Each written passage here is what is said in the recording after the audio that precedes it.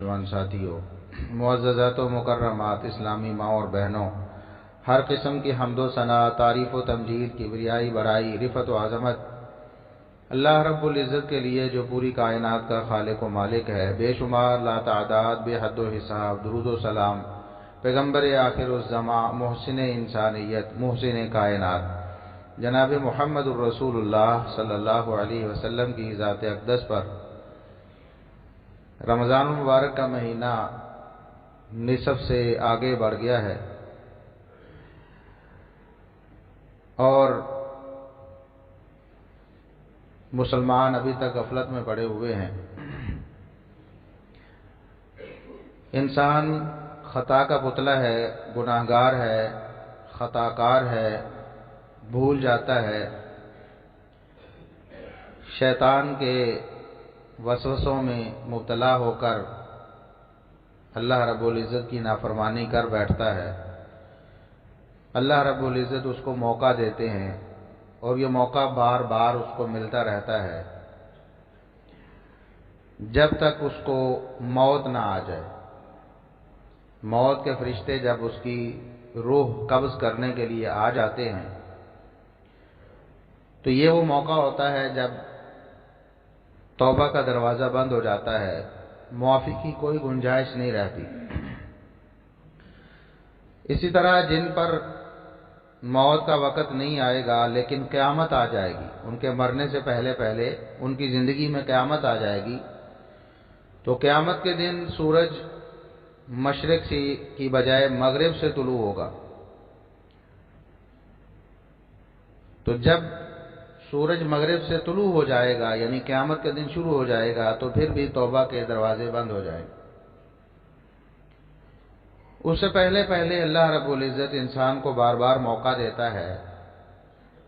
بلکہ رسول اللہ صلی اللہ علیہ وسلم نے فرمایا کہ اللہ رب العزت روزانہ 2 دفعہ موقع دیتا ہے انسان کو، پکار کر کہتا ہے کہ انسان دن میں جو گناہ کیے ہیں رات کو توبہ کر لو۔ رات کو روزانہ اللہ رب العزت کی طرف سے پکار آتی ہے کہ دن میں گناہ کرنے والے تم اپنے گناہوں کی معافی مانگ لو، اللہ رب العزت سے اپنا کھاتا کلیئر کروا لو۔ اور دن کے وقت اللہ رب العزت کی طرف سے یہ اعلان ہوتا ہے کہ رات کو جو گناہ کیے ہیں اللہ رب العزت سے دن میں ان کی معافی مانگ کے اللہ رب العزت کو راضی کر لو۔ اسی طرح موقع بموقع رمضان المبارک بھی ایک بہت بڑا موقع ہے اپنے گناہوں کی معافی کا، اور وہ حدیث آپ نے بار بار سن لی ہے پہلے خطبات میں بھی کہ رسول اللہ صلی اللہ علیہ وسلم نے آمین کہا ممبر پر چڑھتے ہوئے 3 دفعہ، تو 1 دفعہ آمین کہنے کا سبب یہ بیان فرمایا کہ اللہ کے حکم سے فرشتے نے آ کر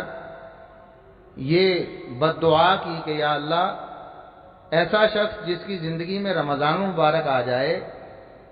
پھر وہ اپنے گناہ معاف کروائے بغیر رمضان کا مہینہ گزار بیٹھے تو اللہ اسے رسوا کر دے، تباہ و برباد کر دے، اس کا ککھ نہ رہے۔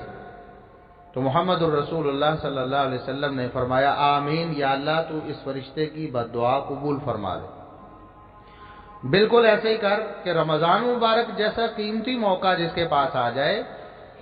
اتنی رحمتیں اور برکتیں اس کو مل جائیں، اس کے باوجود وہ اس قدر ڈھیٹ اور اناپرست ہے، اس قدر اللہ رب العزت کی نافرمانی میں وہ غرق ہو چکا ہے کہ وہ توبہ کر کے اپنے گناہوں کو معاف نہیں کرواتا،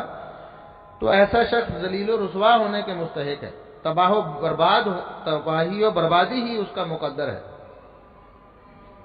تو رمضان مبارک بہت بڑا موقع ہے کہ ہم اللہ رب العزت سے توبہ کر لیں، اپنے گناہوں کی معافی مانگ لیں۔ اللہ رب العزت کو توبہ بہت پسند ہے، اسی لیے رسول اللہ صلی اللہ علیہ وسلم نے فرمایا کہ انسان اس کی فطرت میں ہے کہ یہ خطا کر بیٹھتا ہے، کبھی بھولے سے ہو جاتی ہے، کبھی نادانی سے ہو جاتی ہے، کبھی جان بوجھ کے اس سے گناہ ہو جاتا ہے، پھر وہ اللہ سے توبہ کر لیتا ہے۔ پلس پوائنٹ یہ ہے کہ وہ اللہ سے توبہ کر لیتا ہے، اور یہ معافی مانگنا، اللہ سے توبہ کرنا، اللہ کے سامنے گڑ گڑانا، اللہ کے سامنے عاجزی اور انکساری کے ساتھ اپنے گناہوں کا مقدمہ رکھنا کہ یا اللہ تو میرے گناہوں کو معاف فرما دے، یہ اللہ کو اتنا پسندیدہ ہے کہ اگر کوئی یہ لوگ دنیا میں جو انسان ہیں گناہ نہ کرتے ہوتے، اللہ سے معافیاں نہ مانگتے ہوتے، تو اللہ رب العزت ایسی قوم پیدا کرتا، ان کو ختم کر کے، انسانوں کو ختم کر کے جو گناہ کر کے اللہ سے معافی مانگتے۔ اس کا یہ مطلب نہیں کہ ہم نے گناہ کرنے ہیں، گناہ تو اللہ کو ناراض کرنے والی بات ہے، انسان سے ہو جاتا ہے، کبھی انسان نادانی میں مبتلا ہو جاتا ہے، کوئی کمزور لمحے ایسے آ جاتے ہیں جب انسان اللہ کی نافرمانی کر بیٹھتا ہے، تو ایک مسلمان اور مومن کا شیوا یہ ہے کہ فوری طور پر فوراً اللہ رب العزت سے توبہ اور رجوع کرے، ایک لمحے کے لیے بھی تاخیر نہ کرے۔ اور یہ قرآن کریم میں اللہ رب العزت نے بیان فرمایا ہے کہ مومنوں کی شان یہ ہے کہ وَلَمْ يُصِرُّوا عَلَى مَا فَعَلُوا، ان سے اگر کوئی خطا ہو جاتی ہے، کوئی لغزش ہو جاتی ہے، تو وہ اس پر اصرار نہیں کرتے، ڈھیٹ بن کے اس پر عمل جاری نہیں رکھتے، بلکہ فوراً اللہ رب العزت سے معافی مانگ لیتے ہیں، اللہ سے توبہ کر لیتے ہیں۔ اور اللہ رب العزت نے قرآن کریم میں انبیاء علیہم السلام کا یہ شیوا بیان کیا ہے۔ انبیاء اللہ رب العزت کے کتنے مقربین ہوتے ہیں، پوری کائنات میں سے اللہ رب العزت کے پسندیدہ اور چنیدہ افراد ہیں جنہیں اللہ رب العزت نے اپنی نبوت اور رسالت کے لیے منتخب فرمایا۔ اتنے برگزیدہ لوگ بھی اگر کبھی خطا کا شکار ہوئے تو اللہ رب العزت سے گڑ گڑا کر معافی مانگی انہوں نے۔ آدم علیہ السلام اور حوا علیہ السلام، ان کا قصہ آپ لوگوں نے سنا ہے، پڑھا ہے۔ ایک درخت کا پھل کھانے سے اللہ نے منع فرمایا، شیطان نے ورگلایا اتنے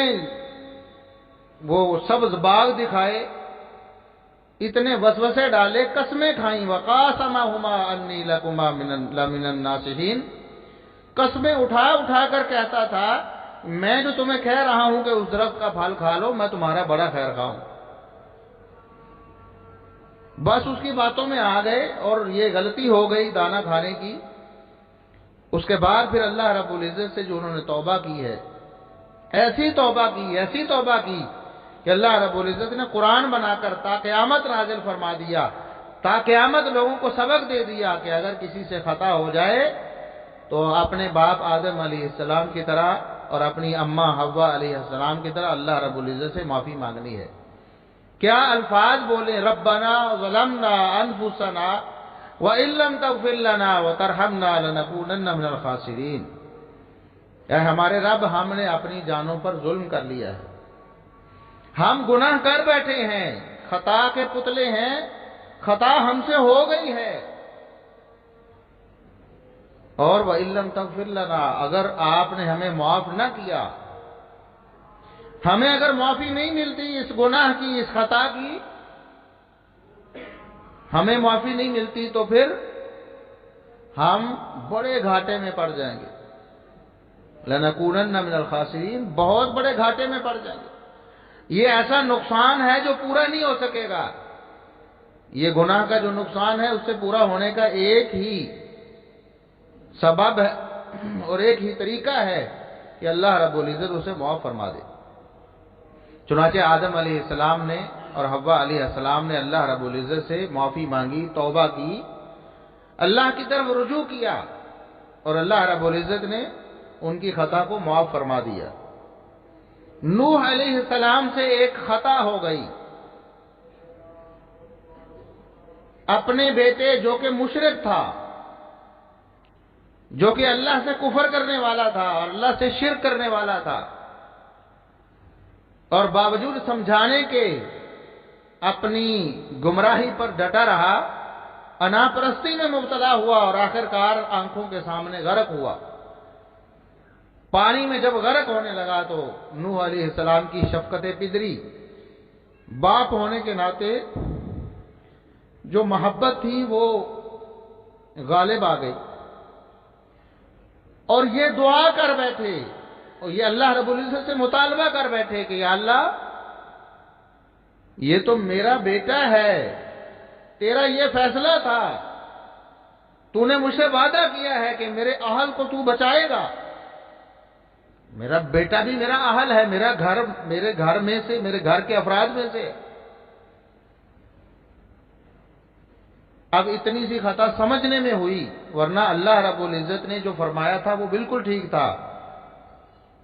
کہ آپ کے اہل کو، نوح علیہ السلام کے اہل کو اللہ غرق نہیں کرے گا، لیکن اللہ رب العزت نے سفارش کیے جانے کے بعد بتایا کہ انہ لیس من اہلک، کہ نوح اپنے بیٹے کو آپ اپنا اہل سمجھ رہے ہیں، یہ آپ کا اہل ہے نہیں، آپ کے اہل تو ایمان لانے والے ہیں، جو شرک سے توبہ کر کے، کفر سے توبہ کر کے، اللہ کی توحید کا اقرار کر کے، آپ کا کلمہ پڑھ کے، آپ کی تعلیمات کو قبول کرنے والے ہیں، وہ آپ کے اہل ہیں۔ آپ کا نافرمان بیٹا جو شرک اور کفر کی حالت میں غرق ہوا ہے، وہ آپ کا اہل نہیں ہے۔ اور اللہ رب العزت نے تنبیہ فرما دی کہ میرے نوح آئندہ ایسے کیا، کسی مشرک جو دنیا سے چلا گیا ہے شرک کی حالت میں، کفر کی حالت میں، اس کے لیے اگر مجھ سے معافی مانگ لی، اس کی مغفرت کے لیے مجھ سے مطالبہ کر دیا، تو پھر آپ جاہلوں میں سے شمار ہو جاؤ گے۔ حالانکہ نوح علیہ السلام نے ایسا نہیں کرنا، اللہ کو بھی پتا ہے، لیکن ایک قاعدہ سیٹ کیا ہے، تا قیامت لوگوں کو ایک قاعدہ بتا دیا ہے کہ شرک اور کفر اتنی بڑی ضلالت ہے کہ اس حالت میں مرنے والے کے لیے دعائے مغفرت نہیں ہو سکتی۔ زندگی میں اس کے پاس موقع ہے، مرنے سے پہلے توبہ کر لے۔ شرک بھی کتنا بڑا جرم ہے، دنیا کا سب سے بڑا ظلم ہے، لیکن اگر اس سے توبہ کر لی ہے مرنے سے پہلے تو اللہ اسے بھی معاف فرما دے۔ کفر سے توبہ کر لی ہے، اللہ اسے بھی معاف فرما دے۔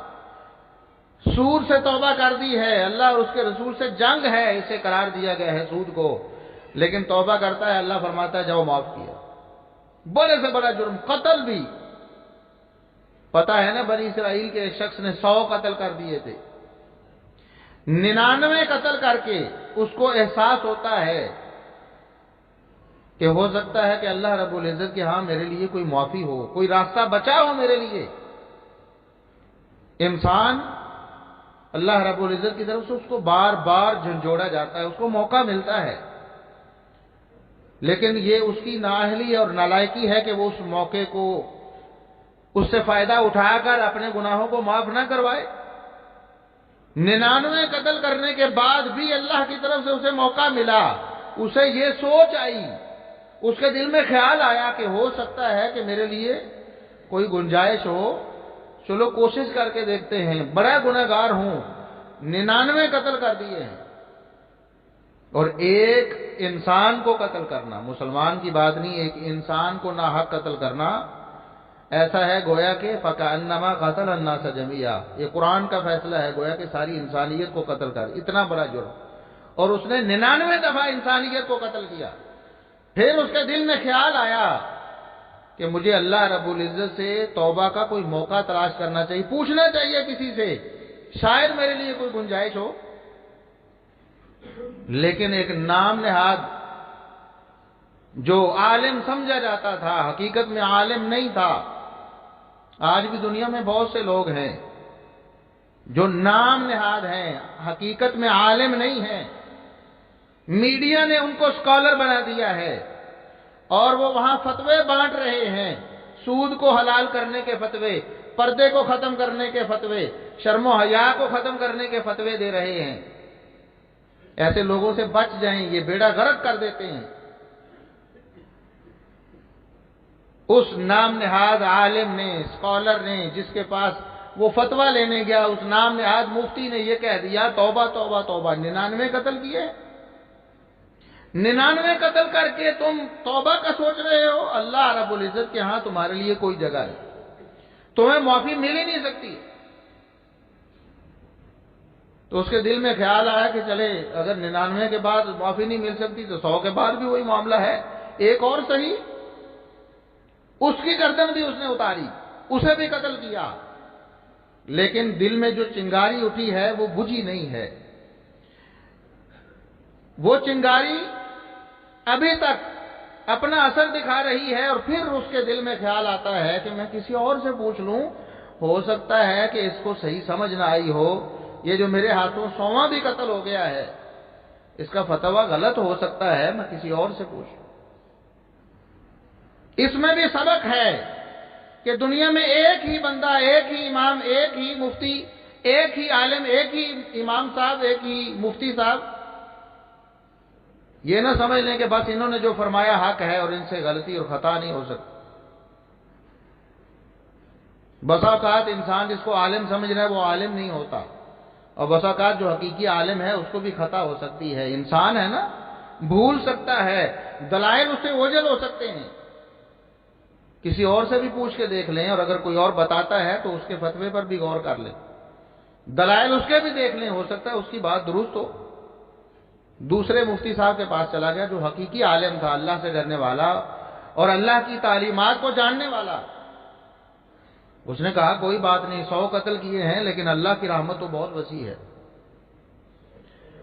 اللہ کی رحمت ہر چیز سے وسیع ہے. اللہ کی رحمت سے بڑے تیرے گناہ نہیں ہو سکتے. ساری کائنات کے گناہ بھی اللہ رب العزت کی رحمت سے بڑے نہیں ہو سکتے. اللہ کی رحمت وسعت کل شیء. فرمایا میری رحمت تو ہر چیز سے بڑی ہے، بڑے سے بڑے گناہ اللہ رب العزت کی رحمت کے سامنے ایک مکھی کے پر کی حیثیت بھی نہیں رکھتے. آپ توبہ کر لو، لیکن اس کے لیے شرط یہ ہے آپ اپنی توبہ برقرار اس طرح رکھو گے،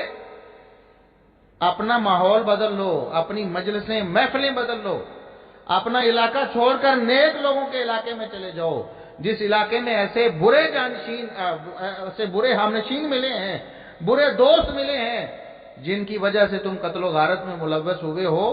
دوبارہ ان میں جاؤ گے تو ہو سکتا ہے دوبارہ دل میں ٹیڑھ آ جائے. اپنا ماحول چینج کر لو، ماحول بدلو اپنا. چنانچہ اس نے دل میں یہ ارادہ کر لیا، اس بستی کی طرف چلنا شروع کر دیا جس کی طرف اشارہ کیا گیا تھا کہ یہ نیکوں کی بستی ہے. باقی ماندہ زندگی وہاں جا کر بسر کرو تاکہ نیک لوگوں کی محفل اور مجلس میں رہ کر تم نیکی میں رنگے جاؤ اور گناہوں سے بچ سکو. ابھی اس نے سفر شروع کیا ہے، تھوڑا سا سفر کیا ہے، ابھی آغاز ہی ہوا تھا سفر کا، موت آ جاتی. لیکن توبہ کی جستجو اس کے دل میں اتنی بچی تھی، اتنا شوق اسے اللہ رب العزت سے رجوع کرنے کا، اللہ کی طرف جانے کا، کہ اس نے گرتے گرتے بھی، مرتے مرتے بھی اپنا سینہ آگے کو بڑھایا کہ میں تھوڑا سا سفر اور طے کر. اللہ کو اس کی یہ ادا اتنی پسند آئی، اتنی پسند آئی. فرشتے آتے ہیں، جنت اور جہنم والے فرشتے آپس میں اختلاف کرتے ہیں. جنت والے کہتے ہیں کہ یہ چونکہ چل پڑا تھا،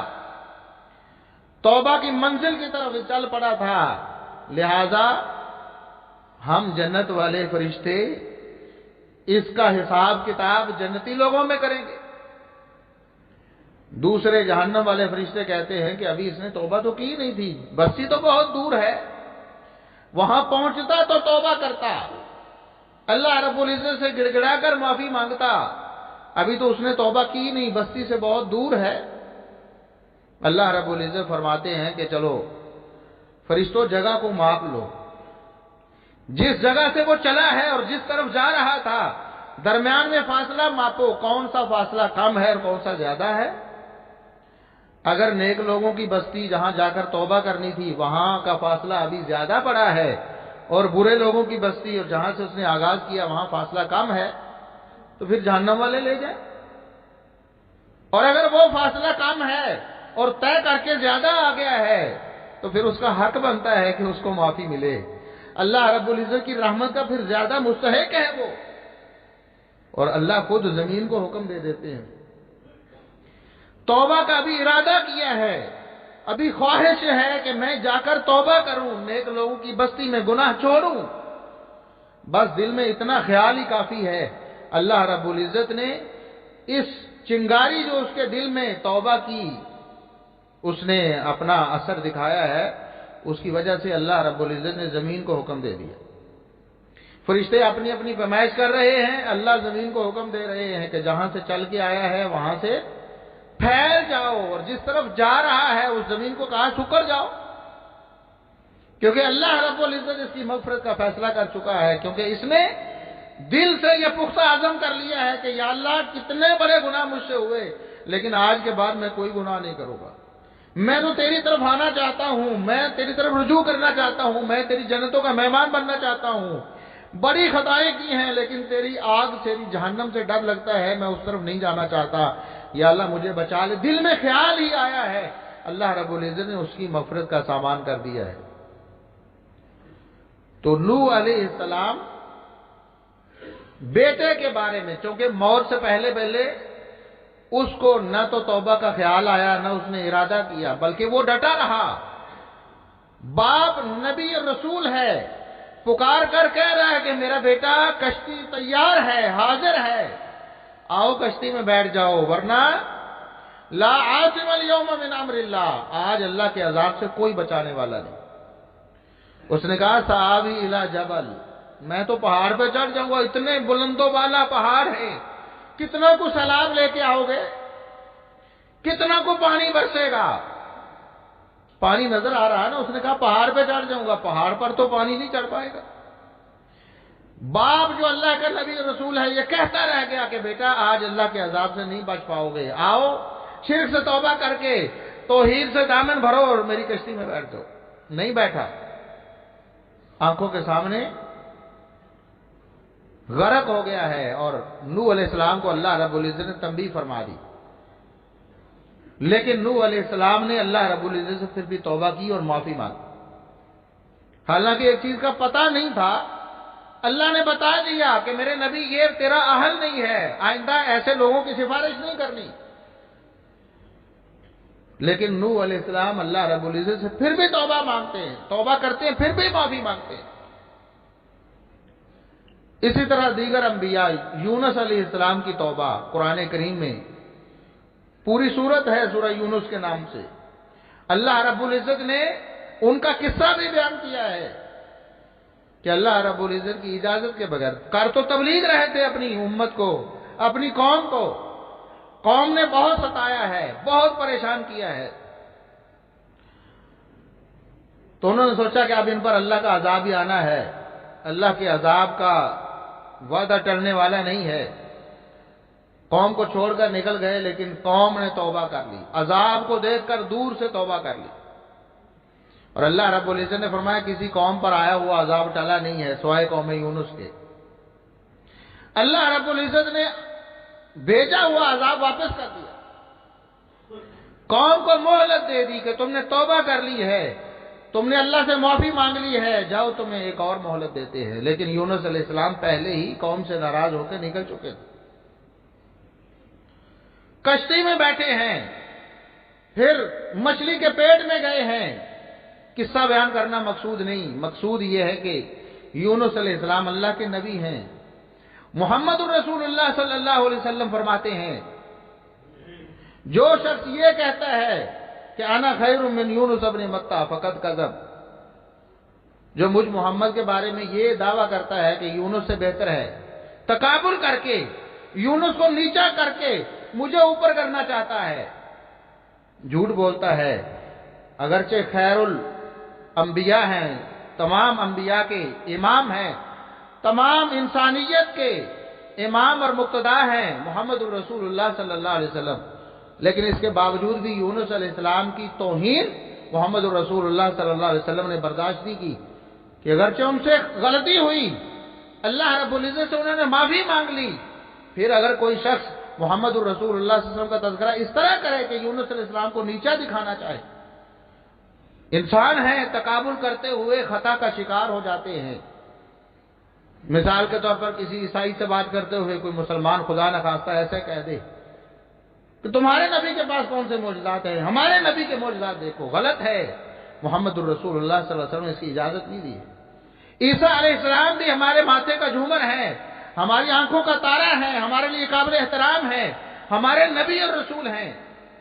اگرچہ محمد الرسول اللہ صلی اللہ علیہ وسلم افضل الانبیاء ہیں، سب سے اعلیٰ ہیں، لیکن تقابل کرتے ہوئے توہین نہیں کرنی کسی کی۔ تو یونس علیہ السلام مچھلی کے پیٹ میں چلے گئے، اللہ رب العزت سے توبہ کرتے ہیں، ربنا دعا مانگتے ہیں،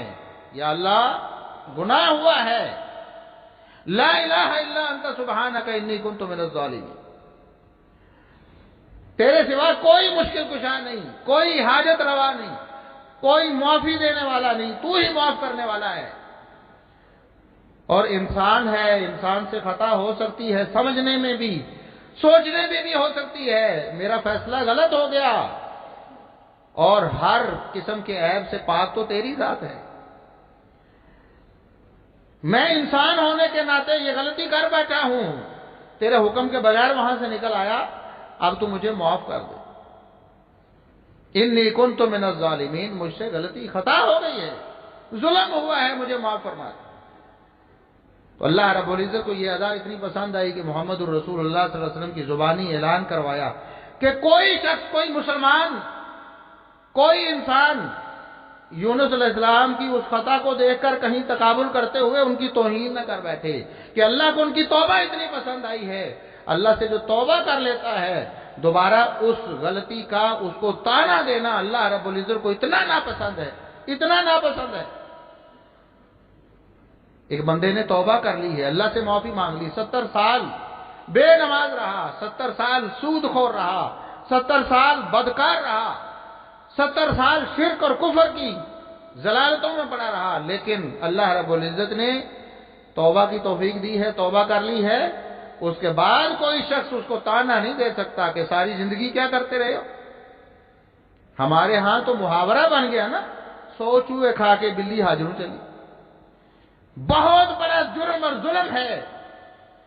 یقین کریں آپ کی آخرت کو برباد کر سکتا ہے یہ جملہ جو نادانی میں اور بے دھیانی میں آپ بولتے ہیں۔ اس شخص جس نے توبہ کر لی ہے، اللہ کے ہاں پتہ نہیں کتنا مقام ہے اس کا، اس کی توبہ اللہ کو کتنی پسند آئی ہے۔ ایک صحابی ہیں، ان سے غلطی ہوتی ہے، گناہ ہو جاتا ہے، زنا کے مرتکب ہو جاتے ہیں، لیکن وہی بات ہے کہ مومن جب گناہ کرتا ہے نا، نبی کریم صلی اللہ علیہ وسلم نے فرمایا، صحیح بخاری کی حدیث ہے، ان المؤمن یرا ذنوبہ، مومن اپنے گناہوں کو ایسے دیکھتا ہے گویا کہ وہ ایک پہاڑ کے نیچے بیٹھا ہے اور ابھی پہاڑ اس کے اوپر گرنے والا ہے۔ گناہوں کی نحوست سے بہت زیادہ ڈرتا ہے مومن کہ میرے اللہ کا عذاب نہ آ جائے اس گناہ کی وجہ سے، اس لیے فوراً توبہ کرتا ہے، فوراً اللہ رب العزت سے معافی مانگ کر اس گناہ کی نحوست سے اپنے آپ کو بچاتا ہے۔ اور جو منافق ہے، فاسق ہے، وہ گناہ کو کیسے سمجھتا ہے؟ گویا اس کے ناک پہ مکھی بیٹھی اور ایسے کر کے اس نے اڑا دی، اس کے ہاں گناہ کی کوئی قباحت ہی نہیں ہے، وہ گناہ کو کوئی بڑی چیز سمجھتا ہی نہیں ہے، حالانکہ ایک گناہ بھی انسان کو برباد کر سکتا ہے، اس کی دنیا آخرت برباد کر سکتا ہے۔ تو بہرحال جب ایک شخص اللہ رب العزت سے توبہ کر لیتا ہے تو پھر اس کو تانا دینا اور اس کے بارے میں اس کو شرمسار کرنا قطعاً جائز نہیں ہے، کسی صورت بھی جائز نہیں، بلکہ اس کے بارے میں حسن ظن رکھنا کہ اللہ رب العزت کے ہاں اس کا کتنا مقام ہے۔ صحابی نے بہت بڑی غلطی کی ہے، لیکن توبہ کی جستجو لے کر محمد رسول اللہ صلی اللہ علیہ وسلم کے دربار میں آ گیا، اللہ کے رسول مجھ سے غلطی ہو گئی ہے، میری سزا تو رجم ہے، پتھر مار مار کے مجھے جان سے مارنا، میں اپنے آپ کو اس سزا کے لیے پیش کرتا ہوں، میں اپنے آپ کو گناہ کی حالت میں نہیں رکھنا چاہتا، میں گناہ سے پاک کرنا چاہتا ہوں اپنے آپ کو، اللہ کے رسول مجھے گناہ سے پاک کر دی۔ اسی طرح کا واقعہ ایک صحابیہ کا بھی ہے، غامدیہ عورت کا بھی ہے، اس نے بھی اللہ رب العزت سے توبہ کی۔ دوبارہ صحابی آ کر کہتے ہیں اللہ کے رسول مجھے پاک کریں، چونکہ اقرار کر لیا ہے اور اسلام کا اصول ہے اگر کوئی اقرار کر لیتا ہے تو اسلامی حکومت اس کو سزا اس پر لاگو کرے، سزا لاگو کرنے کا اعلان ہوا، سزا کو لاگو کیا جا رہا، پتھر مارے جا رہے، اور کسی صحابی کے منہ سے اس کے بارے میں بری بات نکل گئی، بری بات نکل گئی کہ یہ برا شخص ہے، اللہ کی لعنت ہو اس پر۔ اتنے الفاظ محمد رسول اللہ صلی اللہ علیہ وسلم کے کانوں میں آپ کی سماعت سے ٹکرائے. فرمایا تم نے کس شخص کے بارے میں ایسی بات کہی ہے؟ اس نے تو اللہ سے اپنا معاملہ دنیا میں کلیئر کروا لیا، توبہ کر کے اللہ رب العزت سے اپنے آپ کو صاف کروا لیا ہے، اور تم نے؟ اور اس غامدیہ عورت کے بارے میں فرمایا اس نے ایسی توبہ کی ہے، ایسی توبہ کی ہے، 70 لوگوں پر تقسیم کر دی جائے 70 لوگوں کے گناہ معاف ہو جائے. توبہ اللہ رب العزت کو کتنی محبوب ہے. اور آخری بات محمد الرسول اللہ صلی اللہ علیہ وسلم نے تو مثال دے کر فرمایا اللہ اشد فرحا بتوبۃ عبدہ حین یتوب الیہ. اللہ رب العزت کو کتنی خوشی ہوتی ہے جب اس کا بھولا بسرا بندہ، اس کا بھٹکا ہوا بندہ دوبارہ اس کے دربار میں آ جاتا ہے. اس سے دور ہو کر زندگی میں گناہ کرنے والا، نافرمانیاں کرنے والا، بدکاریاں کرنے والا، سیاکاریاں کرنے والا، اس کے دل میں جب خیال آتا ہے کہ میں اللہ سے توبہ کروں تو اللہ کو کتنی خوشی ہوتی ہے. فرمایا اللہ رب العزت کی جو کیفیات ہیں ان کو تو تم سمجھ نہیں سکتے نا. دنیا میں ایک مثال لو، تم میں سے کسی شخص کی سواری عین ریتلے میدان میں، جہاں دور دور تک نہ کوئی پینے کا سامان ہے، نہ کوئی کھانے کا سامان ہے، کچھ بھی نہیں ہے،